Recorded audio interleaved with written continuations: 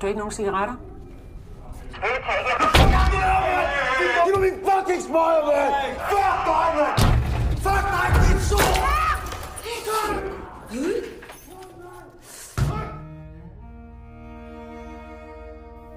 Film ini diawali dengan seorang wanita yang bekerja sebagai sipir penjara dan wanita ini bernama Eva. Layaknya sipir penjara pada umumnya, Eva ditugaskan di penjara umum yang mana para penghuninya masih bisa dibina alias nggak terlalu berbahaya. Godmorgen, Mahmoud. Sover godt? Det hedder du. Hey, ro på. Der står en kæmpe kø. Sidder og spiller pik den fucking hoved, men så 20 mennesker og venter, hvad tror du det er? Luk. Di sana, selain menjadi sipir, Eva juga menjadi guru buat tahanan yang ingin belajar dan juga ia jadi pelatih yoga. Pokoknya membimbing para tahanan agar bisa jadi pribadi yang lebih baik. Setelah itu penjara tersebut menerima tahanan-tahanan baru dan beberapa di antara mereka ditempatkan di blok 0 atau sel dengan keamanan tingkat tinggi. Dan orang-orang yang ditempatkan di sel tersebut adalah orang-orang yang gampang marah, gampang ngamuk dan tak bisa diprediksi. Jadi sel dan petugas sipirnya dipisahkan dan berbeda dari blok sel umum. Saat melihat salah seorang tahanan baru, Eva benar-benar tertarik dan tahanan tersebut bernama Michael. Eva selalu mengawasi melalui kamera CCTV semua proses yang dilalui oleh tahanan itu. Dan anehnya, setelah mengetahui Michael ditahan di penjara tersebut, Eva mendadak berubah. Ia menjadi pemarah pada tahanan-tahanan yang biasa ia bina. Bahkan Eva selalu melamun.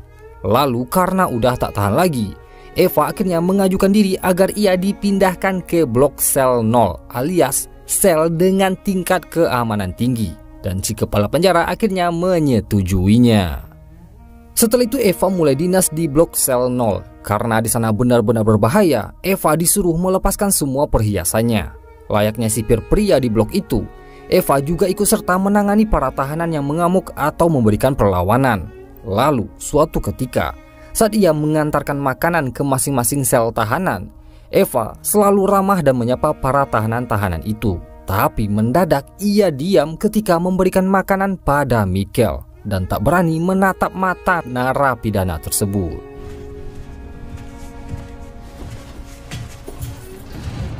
Suatu malam, saat pergantian shift, Eva diam-diam nekat melihat ke selnya Michael. Tapi tiba-tiba si ketua sipir datang dan langsung memarahinya. Ya karena aturan blok tersebut, sipir tak diizinkan seorang diri masuk ke sel tahanan karena terlalu berbahaya. Tapi Eva mencoba mengelak dengan memberikan alasan ia mendengar tahanan 017 itu bersuara seperti merintih kesakitan. Sehingga si ketua sipir langsung membawa Eva ke kantornya. Har du overhovedet læst hans sagsmap? Mikkel Johan Iversen, 25 år gammel, afsoner for 5 år af en dom på 16 år. Setelah itu si ketua sipir langsung mengeluarkan berkas-berkas riwayat hidup tahanan 017 alias Michael yang menunjukkan seberapa bahayanya tahanan tersebut. Di berkas itu, si ketua menyebutkan kalau Michael sebelumnya ditahan di penjara lain dan ia dihukum selama 5 tahun kurungan. Di penjara tersebut, ia membunuh seorang pemuda berusia 19 tahun yang bernama Simon. Dan Michael membunuhnya secara diam-diam, menusuknya secara bertubi-tubi. Yang artinya Michael ini walaupun kelihatannya tenang-tenang aja, emosinya benar-benar tak bisa diprediksi. Setelah menjelaskan semua itu, si ketua akhirnya pergi. Tapi saat melihat berkas-berkas tersebut, Eva tiba-tiba menangis. Ternyata pemuda berusia 19 tahun yang dibunuh oleh Michael adalah anaknya Eva. Jadi anaknya tersebut ditahan di penjara lain karena bikin kerusuhan, bukan karena kasus kriminal. Itulah sebabnya Eva selalu mengawasi Michael dengan niat ingin membalaskan dendam kematian Simon. Setelah itu Eva bertugas membagikan jatah rokok pada para tahanan. Ya, para tahanan yang punya stok rokok harus dititipkan pada sipir penjara. Lalu saat Michael meminta 5 batang rokoknya, Eva berkata stok rokoknya udah habis. Padahal kenyataannya masih ada. 07, ikke? Du ikke nogen cigaretter? Michael mencoba meminta Eva memeriksa kembali, tapi Eva bersikeras kalau rokoknya tersebut telah habis. Tak terima diperlakukan seperti itu, Michael langsung mengamuk dan memaki-maki Eva. Tapi untungnya para sipir langsung menangani tahanan tersebut. Hey, you don't even fucking smile, man! Setelah itu, pada malam harinya, saat Eva berjaga, Michael melapor kalau ia ingin boker ke toilet. Ya, penjara di sana toiletnya ada di luar. Tapi karena Eva ingin menyiksa tahanan itu, ia tak mengabaikan permintaan tersebut. Lalu di keesokan paginya, saat Eva bertugas membagikan sarapan, saat para sipir membuka pintu selnya Michael, seonggok alias seonggok tai langsung mendarat ke wajahnya Eva. Ya, kotorannya Michael.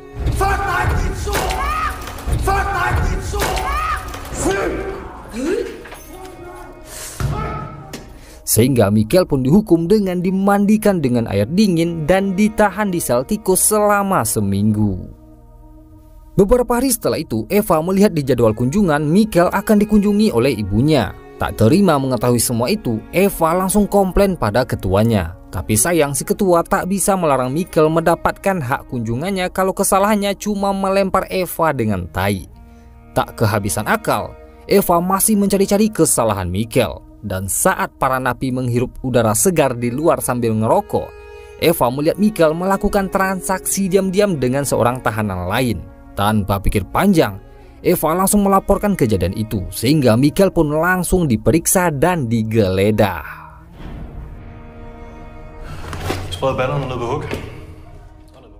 Setelah dilakukan pemeriksaan, tak ditemukan barang-barang terlarang di tubuh dan di pakaiannya Michael. Tapi Eva masih tak menyerah. Ia menyuruh Michael melakukan tes urin. Barulah di sini Michael mulai kelihatan panik. Eva menyuruh Michael menampung pipisnya ke dalam botol, tapi Michael selalu menolak. Eva mulai mengancam jika Michael tak segera pipis, ia tak akan diizinkan untuk bertemu dengan ibunya. Dan akhirnya terpaksalah Michael pipis di hadapannya Eva. Tapi ia tak menampungnya. Ia kencing di celana alias di borayannya dalam Sarawak. Sehingga semua rencananya Eva pun batal. Dan akhirnya bertemu jugalah Michael dengan ibunya saat adanya kunjungan. Setelah itu, semua sipir mengadakan pertemuan. Mereka ditugaskan untuk melakukan inspeksi mendadak ke semua sel alias penggeledahan. Mendengar informasi itu, diam-diam Eva langsung pergi ke gudang di mana semua barang-barang bukti narkoba hasil sitaan disimpan. Eva mengambil sepaket kecil dan memasukkannya ke dalam kotak susu. Tak lupa, ia juga memasukkan sebuah pisau. Saat para tahanan menghirup udara segar keluar, Eva diam-diam memasukkan kotak susu tersebut ke selnya Michael. Dan tepat di keesokan harinya saat terjadi penggeledahan, ketika petugas akan membuka pintu selnya Michael langsung melapor kalau ada yang memasukkan narkoba dan pisau ke dalam selnya. Tapi yang namanya kesempatan, Eva langsung menyerang dan memukuli Michael, sehingga Michael pun kritis dan dirawat di rumah sakit. Setelah kejadian itu, kasus tersebut langsung tercium oleh Komnas HAM dan pengacaranya Michael, sehingga Eva pun disidang dan diinterogasi oleh pengacara tersebut. Tapi untungnya si ketua berhasil menyelamatkan Eva. Tapi sayangnya, kasus tersebut tak berakhir begitu saja. Eva masih belum aman. Si pengacara akan meminta Michael mengajukan tuntutan. Dan jika seandainya Michael menuntut, Eva pasti akan dihukum penjara karena kasus penyerangan berat.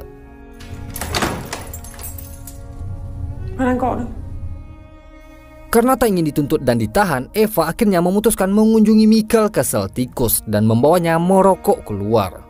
Di sana Michael langsung bertanya, "What do you want? Maumu apa sih?" Tanpa banyak basa-basi, Eva langsung minta maaf karena telah memukulinya. Tapi Michael tak segampang itu memaafkan Eva. Ia berjanji tak akan menuntut jika seandainya Eva setiap hari membawanya keluar dari sel tikus dan mengizinkannya merokok. Dan setelah kejadian ini, terpaksalah Eva menuruti semua keinginan Michael. Setelah permintaannya setiap hari dituruti, yaitu diizinkan keluar dari sel tikus untuk merokok, Michael mulai melunjak. Ia meminta untuk ikut latihan yoga. Bahkan ia juga ingin ikut belajar bersama Eva. Intinya bisa keluar dari sel tikus. Tapi tentu saja hal itu mustahil terjadi karena Michael terlibat kasus narkoba dalam penjara dan ia harus selalu ditahan di sel tikus. Tapi lagi-lagi Michael kembali mengancam Eva, sehingga terpaksalah Eva mengurus surat-surat izin untuk Michael agar bisa ikut latihan yoga dan belajar bersamanya. Close your eyes. Discuss. Semakin hari Michael semakin melunjak, diperparah dengan ia meminta diambilkan narkoba, sehingga terpaksalah Eva diam-diam mengambil narkoba di gudang barang-barang sitaan. Lalu karena udah tak sanggup lagi memenuhi semua permintaannya Michael, Eva akhirnya memberikan tawaran terakhir agar semuanya bisa impas. Eva berkata akan mengajukan surat izin agar Michael diizinkan keluar 1 hari dari penjara agar bisa bertemu dengan ibunya. Mendengar penawaran tersebut, Michael pun akhirnya setuju. Setelah itu Eva mulai mengajukan surat izin keluar sehari untuk Michael. Tapi tentu saja semua petinggi-petinggi penjara tak mengizinkannya karena Michael ini penjahat kelas kakap. Tapi karena diyakinkan oleh Eva dan dijamin kalau Michael ini udah mulai ada perubahan ke arah positif dengan bukti ia ikut belajar dan latihan yoga, surat izin tersebut akhirnya disetujui, tapi dengan syarat didampingi oleh Eva dan beberapa petugas sipir. Michael akhirnya diizinkan keluar dari penjara selama 6 jam, tentunya dengan pengawalan ketat. Saat sampai di rumah ibunya, tentu saja suasana haru mulai terjadi. Tapi saat Eva diajak makan oleh ibunya makan bersama, Michael mulai menceritakan apa saja yang dilakukan oleh Eva terhadap dirinya. Intinya Michael ini ngadu. Tapi karena si ibu tahu karakter dan tabiat anaknya tersebut, ia membela Eva. Mendengar semua itu membuat Michael benar-benar emosi.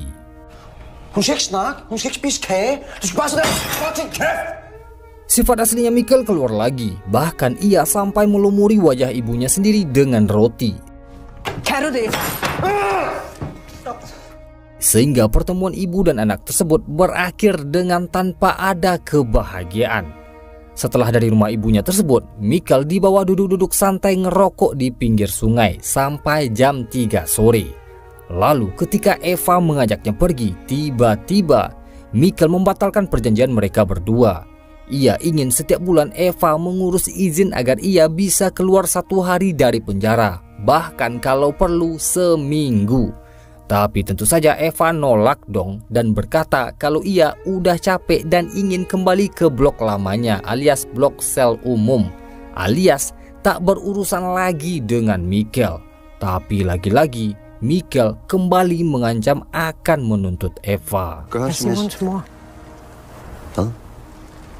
Ja, Simons mor. Karena udah muak, Eva akhirnya mengaku kalau ia adalah ibunya Simon, ya pemuda yang dibunuh oleh Michael. Mendengar semua itu, Michael langsung ketakutan dan memutuskan berlari kabur ke dalam hutan. Sehingga terjadilah aksi kejar-kejaran antara Michael, Eva, dan para sipir yang lain.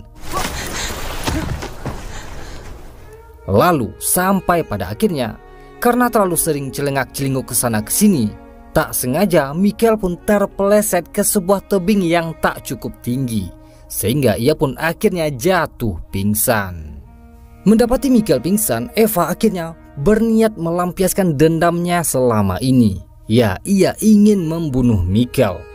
Eva mencoba membunuh Michael dengan cara menekan kepalanya menghadap tanah agar ia tak bisa bernafas lagi.